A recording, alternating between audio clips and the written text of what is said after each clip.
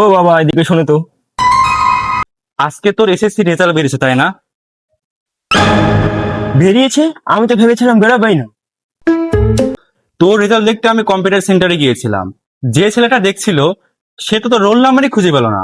এ শালা, বাবা তো শিয়ানা হয়ে গেছি। কিরে, কথা বলতেছিস না কেন? আরে আছে আছে, 2-1 দিনের মধ্যে ঠিকই বের হয়ে যাবে। আরে তুমি এসব বিষয় ছাড়ো না। তাহলে ছেলেটা যে বললো রোল নাম্বার নাই মানে ফেল করছে। আর ওসব বাজে কথা। शाबाश बेटा, बहुत बढ़िया। হ্যালো, কে কল করছে? বন্ধু বন্ধু। কলটা স্পিকারে লাগা। স্পিকার তো নষ্ট। দেখ লাগা, ঠিক কাজ করবে। লাগা লাগা। এ উত্তম, তুই তো ফেল করে গেছিস রে। হে হে হে। তুই ফেল করছিস তো কি হয়েছে, তোর অভ্যাস আছে। আমি তো পাস করেছি, চলে আয়, পার্টি হবে।